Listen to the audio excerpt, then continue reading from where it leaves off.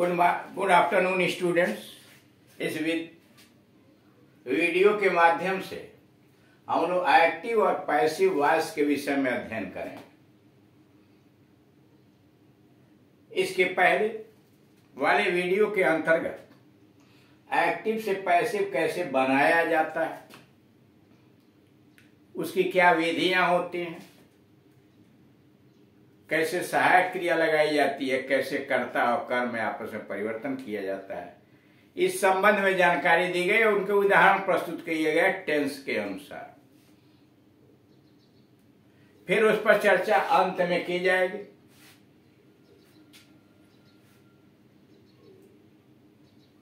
कि कैसे परिवर्तन करेंगे, यानी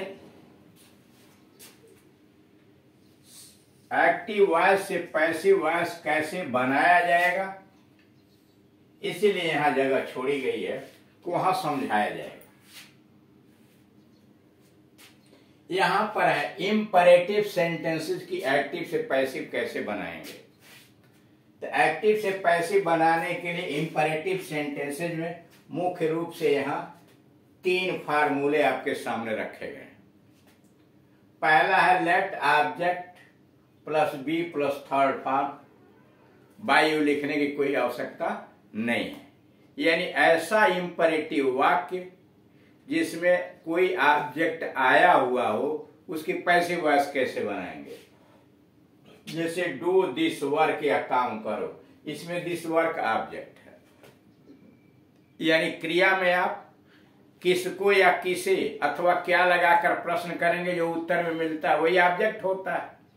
या यह कहा जा रहा है कि अगर किसी इंपरेटिव सेंटेंस के अंतर्गत ऑब्जेक्ट है तो इस फार्मूले से बनाइए। सबसे पहले अपनी तरफ से लेट लिखिए, तब ऑब्जेक्ट ज्यों का त्यों लिखिए, तब अपनी तरफ से भी बढ़ाइए और क्रिया का थर्ड फॉर्म। सेंटेंस निगेटिव है तो नॉट भी कर दीजिए या नेवर भी कर दीजिए। दूसरा फार्मूला है ऑब्जेक्ट पहले ले आइए, लेकिन उसका जो रूप होगा एज सब्जेक्ट फॉर्म होगा, यानी हिम है तो ही, हर है तो सी, अस है तो भी, इस तरह से उसका रूप बदल देंगे। उसके बाद शुड भी सहायक क्रिया लगाएंगे और क्रिया का third form object as subject, should भी प्लस थर्ड फॉर्म। और तीसरा तरीका है, अगर वाक्य के अंतर्गत प्लीज या काइंडली आया हुआ है, यानी वाक्य में प्लीज या काइंडली दिया हुआ है, तो प्लीज की जगह पर या काइंडली की जगह पर यू आर रिक्वेस्टेड टू जोड़ देते हैं। अब बाकी जैसे है वैसे लिख देते हैं। इसमें यह देखने की जरूरत नहीं पड़ती है कि इसमें ऑब्जेक्ट है अथवा नहीं। जैसे नीचे उदाहरण दिए गए, या काम करो डू दिस वर्क, या काम करो डू दिस वर्क, ये एक्टिव वॉइस में। अब पैसिव वॉइस में यह काम होने दो, let this work be done by you कोष्ठ में है, यानी इसकी लिखने की कोई आवश्यकता नहीं है, समझाने के लिए दिया गया है। यह काम होने दो, यानी डू है तो लेट अपनी तरफ से लगाया, ऑब्जेक्ट लिखा, बी बढ़ाया, क्रिया का third form let this work be done. उसे बैठने को कहो, एक्टिव वॉइस में उसे बैठने को कहो, ask him to sit down, उसे बैठने के लिए कहो, ask him to sit down. Passive हो जाएगा let him be asked, let him be asked to sit down, कहा ask him to sit down, तो let him be asked to sit down, उसे बैठने के लिए कहा जाए। अगला वाक्य, उसे दंड दो, उसे सजा दो या उसे दंड दो, पनिश हिम, उसे दंड दो, पनिश हिम। पैसिव वॉइस में उसे दंड दिया जाए, लेट हिम बी पनिश्ड, उसे सजा दिया जाए, लेट हिम बी पनिश्ड। रिक्त स्थान का विज्ञापन दो, रिक्त स्थान का विज्ञापन दो, एडवर्टाइज द पोस्ट, रिक्त स्थान का विज्ञापन दो, एडवर्टाइज द पोस्ट। रिक्त स्थान का भी विज्ञापन किया जाए, let the post be advertised. रिक्त स्थान का विज्ञापन किया जाए, let the post be advertised. कृपया धूम्रपान न कीजिए, कृपया धूम्रपान न कीजिए, प्लीज डोंट स्मोक। कृपया धूम्रपान न कीजिए, प्लीज डोंट स्मोक। आपसे धूम्रपान न करने का निवेदन किया जाता है, आपसे धूम्रपान न करने का निवेदन किया जाता है।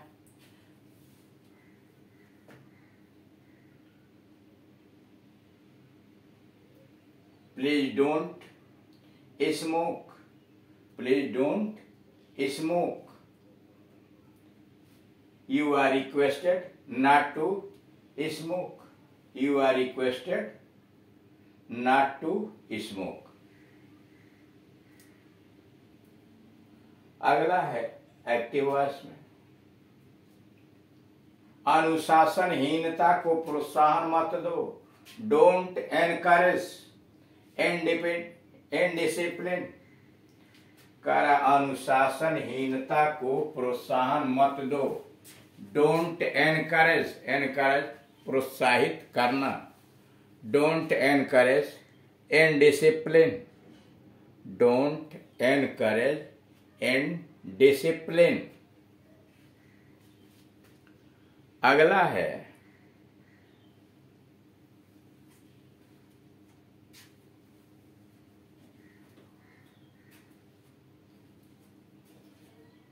अनुशासनहीनता को प्रोत्साहित न किया जाए, अनुशासनहीनता को प्रोत्साहन न किया जाए। Indiscipline should not be encourage. देख रहे हैं दूसरे फार्मूले से बना हुआ है, object as subject, should be और क्रिया का third form. Indiscipline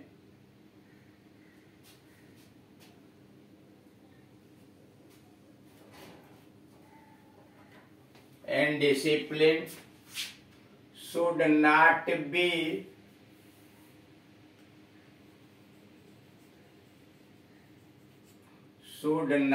be encouraged। ए है चलती गाड़ी से मत उतरो, don't get down from running train. चलती गाड़ी से मत उतरो, don't get down from running train. Passive voice हो जाए, you are advised not to get down from running train. ठीक, अब आइए यहां नोट पर। आपसे यह कहा गया कि एक्टिव वॉइस के अंतर्गत जैसे दो वाक्य दिए गए, Ram killed Ravan, active voice में है, और पैसिव वॉइस में Ravan was killed by Ram. पहला वाक्य एक्टिव वॉइस का है और दूसरा वाक्य पैसिव वॉइस का। एक्टिव वॉइस में कर्ता यानी राम प्रधान होता है और कर्मवाच्य में कर्म यानी रावण प्रधान होता है। बहुधा एजेंट के पहले बाई का प्रयोग होता है, जैसे cricket will be played by the. कई बार बाई के जगह पर दूसरे प्रीपोजिशन आते हैं, जैसे he was charged with that. यानी आपसे यह कहा गया कि जैसे वाक्य है राम किल्ड राम, कहा यह जा रहा है कि एक्टिव वॉइस के अंतर्गत बातचीत दो तरह से की जाती है। एक्टिव वॉइस का मतलब है कि बोलने वाला यानी कहने वाला सब्जेक्ट को अधिक महत्व प्रदान कर रहा, इस पर बल दे रहा है। राम ने रावण को मारा, यानी यह वाक्य बता रहा है कि इस वाक्य में रावण की अपेक्षा राम का अधिक महत्व है।